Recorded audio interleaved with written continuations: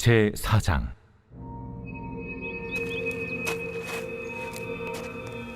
사마리아의 산에 있는 바산의 암소들아, 이 말을 들으라. 너희는 힘없는 자를 학대하며 가난한 자를 압제하며 가장에게 이르기를 술을 가져다가 우리로 마시게 하라 하는도다. 주 여호와께서 자기의 거룩함을 두고 맹세하시되 때가 너희에게 이를지라. 사람이 갈고리로 너희를 끌어가며 낚시로 너희의 남은 자들도 그리하리라. 너희가 성 무너진 데를 통하여 각기 앞으로 바로 나가서 하르몬에 던져지리라. 여호와의 말씀이니라. 너희는 베델에 가서 범죄하며 길갈에 가서 죄를 더하며 아침마다 너희 희생을 3일마다 너희 11조를 드리며 누룩 넣은 것을 불살라 수은제로 드리며 낙헌제를 소리내어 선포하려무나. 이스라엘 자손들아, 이것이 너희가 기뻐하는 말이라. 또 내가 너희 모든 성읍에서 너희 일을 깨끗하게 하며 너희의 각 처소에서 양식이 떨어지게 하였으나 너희가 내게로 돌아오지 아니하였느니라. 또 추수하기 석 달 전에 내가 너희에게 비를 멈추게 하여 어떤 성읍에는 내리고 어떤 성읍에는 내리지 않게 하였더니 땅 한 부분은 비를 얻고 한 부분은 비를 얻지 못하여 말랐음에 두세 성읍 사람이 어떤 성읍으로 비틀거리며 물을 마시러 가서 만족하게 마시지 못하였으나 너희가 내게로 돌아오지 아니하였느니라. 여호와의 말씀이니라. 내가 곡식을 마르게 하는 재앙과 깐부기 재앙으로 너희를 쳤으며 밭중이로 너희의 많은 동산과 포도원과 무화과 나무와 감람나무를 다 먹게 하였으나 너희가 내게로 돌아오지 아니하였느니라. 여호와의 말씀이니라. 내가 너희 중에 전염병 보내기를 애굽에서 한 것처럼 하였으며 칼로 너희 청년들을 죽였으며 너희 말들을 노략하게 하며 너희 진영의 악취로 코를 찌르게 하였으나 너희가 내게로 돌아오지 아니하였느니라. 내가 너희 중에 성을 무너뜨리기를 하나님이 내가 소돔과 고모라를 무너뜨린 같이 하였으므로 너희가 불붙는 가운데서 빼낸 나무 조각 같이 되었으나 너희가 내게로 돌아오지 아니하였느니라. 그러므로 이스라엘아, 내가 이와 같이 내게 행하리라. 내가 이것을 내게 행하리니 이스라엘아, 내 하나님 만나기를 준비하라. 보라, 산들을 지으며 바람을 창조하며 자기 뜻을 사람에게 보이며 아침을 어둡게 하며 땅의 높은 데를 밟는 이는 그의 이름이 만군의 하나님 여호와시니라. 오늘의 말씀 아모스 4장의 말씀입니다. 북이스라엘은 마치 예수님께서 책망하신 서기관과 바리새인들의 모습과도 같습니다. 서기관과 바리새인들은 내면의 거룩함과 영적인 성장을 추구하기보다는 외적인 것에, 형식적인 것에만 관심을 뒀고 특별히 남들에게 인정받고자 하는 욕망으로 의미 없는 종교 예식을 되풀이하고 있었습니다. 북이스라엘에게도 이와 같은 모습이 보입니다. 그들은 베델과 길가로 가서 쉬지 않고 아침마다 희생을 드렸고 구제를 위해서 3년에 한 번씩 드리는 11조를 그들은 3일에 한 번씩 드렸습니다. 뿐만이 아니라 그들은 하나님께 감사제사로 드리는 수은제와 낙헌제를 드렸습니다. 그런데 아모스는 이런 북이스라엘 사람들의 열심을 칭찬하기는커녕 오히려 이것이 범죄를 더하는 것이고 심판받는 이유가 된다라고 말하고 있습니다. 5절의 말씀입니다. 누룩 넣은 것을 불살라 수은제를 드리며 낙헌제를 소리내어 선포하려무나. 이스라엘 자손들아, 이것이 너희가 기뻐하는 바니라.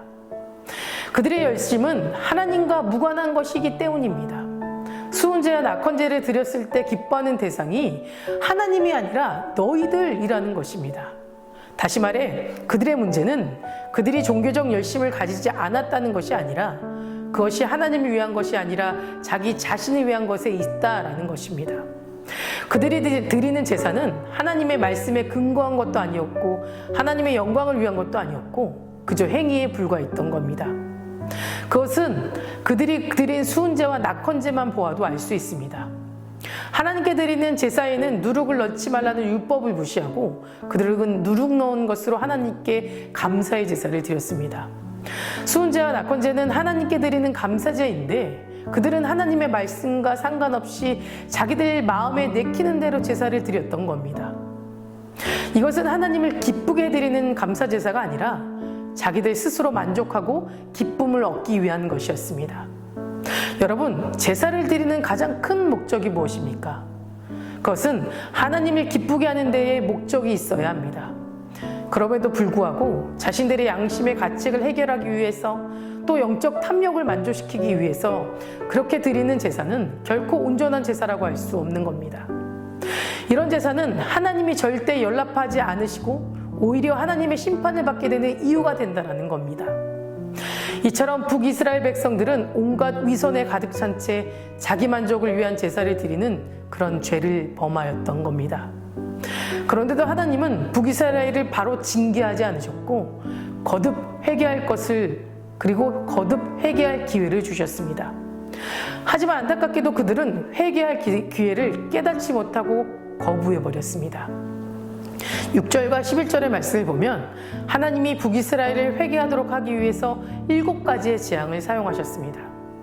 이 재앙들이 내려짐에 따라서 이스라엘 땅은 점점 황폐하게 되었고 고통과 절망의 땅이 되어버렸습니다. 그런데 하나님은 이러한 재앙들이 결코 우연이 아니라 하나님이 직접 하신 이름을 알려주기 위해서 내가 라는 표현을 반복해서 사용하셨고 이어서 너희가 내게로 돌아오지 아니하였느니라 라고 말씀하고 있습니다. 이 말씀에는 그들이 하나님께로 돌아오기를 간절히 바라는 하나님의 애절한 마음과 슬픈 탄식의 마음이 나타납니다. 하지만 그들은 7가지 재앙 앞에서도 회개하며 돌이키지 않았다는 겁니다. 우리는 이러한 북이스라엘을 통해서 하나님을 떠난 인간의 모습을 보게 됩니다. 그들의 마음이 얼마나 완악해져 있었으면 거듭되는 하나님의 경고와 징계에도 그 마음을 돌릴 생각을 하지 않았습니다. 적어도 서너 번 그러한 재앙을 당하면 잘못을 뉘우치고 돌이킬 법도 한데 끝까지 자기의 죄를 고집하는 그들을 볼 때 이해가 되지 않습니다. 이들의 마음은 왜 이렇게까지 완악해졌을까 생각하게 됩니다. 아마도 그들은 거듭되어진 죄의 습성이 마음에 굳어져 버렸기 때문에 더 이상 하나님의 말씀도 징계도 받아들일 수 없는 상태가 되어버렸던 건 아니었을까요? 우리는 흔히 하나님께서 사람을 심판하시는 이유를 죄 때문이라고만 생각합니다. 사실 틀린 말은 아닙니다. 성경은 죄는 곧 사망이며 심판을 초래한다라고 교훈하고 있기 때문입니다. 그러나 그것보다 하나님의 심판의 이유는 그들의 죄 때문만이 아니라 하나님의 경고의 말씀과 구원으로 돌이키려는 말씀에도 불구하고 끝내 죄를 고집하는 데 있다라는 겁니다. 결국 하나님의 심판은 죄를 향하고 있는 것이 아니라 죄를 범하였음에도 이를 인정하지 않고 하나님의 은혜를 붙잡지 않고 여전히 죄의 길을 걷는 완악하고 강박한 마음을 향하고 있다는 것입니다.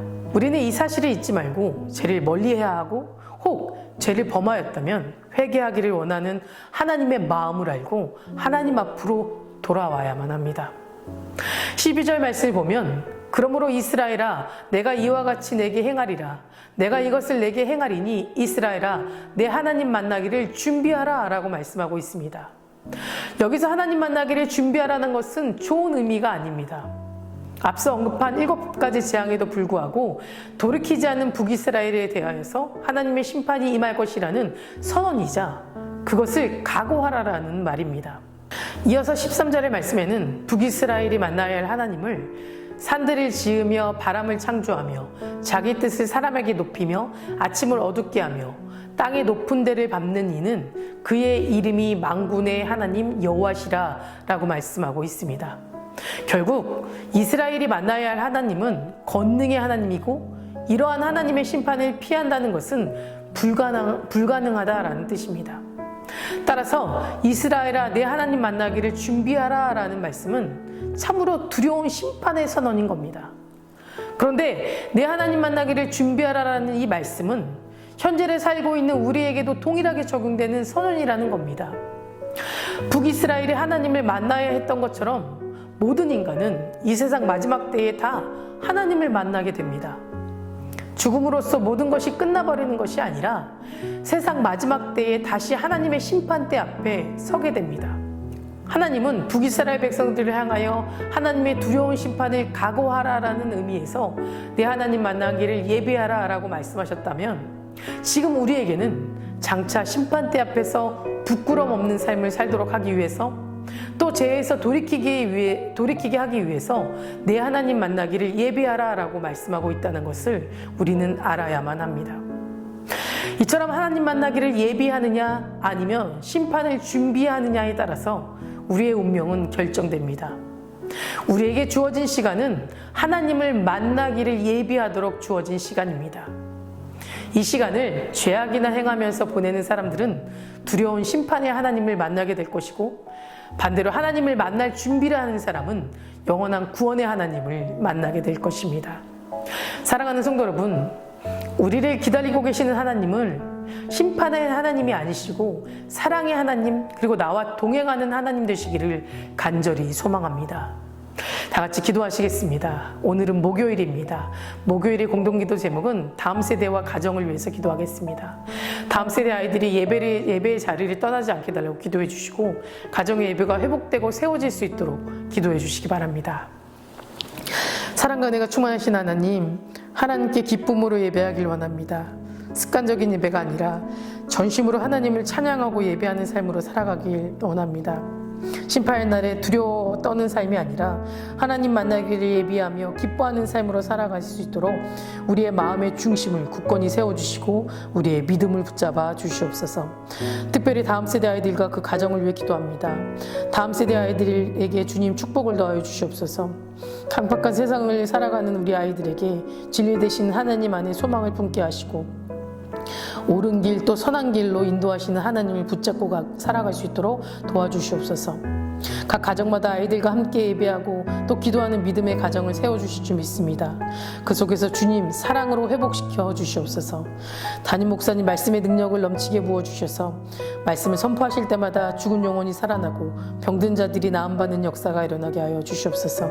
암으로 치유받고 있는 박재순 권사님, 유은영 권사님, 김시아 권사님, 오유미 성도, 박서연 청년, 유경민 청년, 주님 깨끗이 치유해 주시고, 투석 중인 성도님들, 또 사고로 입원 중인 성도님들 힘을 더하여 주시옵소서. 우울증 공황장애 불면증 겪고 있는 성도님들에게는 평안함과 담대한 마음을 허락하여 주시옵소서. 새벽마다 1000번째 드리며 간구하는 기도 제목에 응답하여 주실 줄 믿사오며 모든 말씀 예수 그리스도의 이름으로 간절히 기도드립니다. 아멘.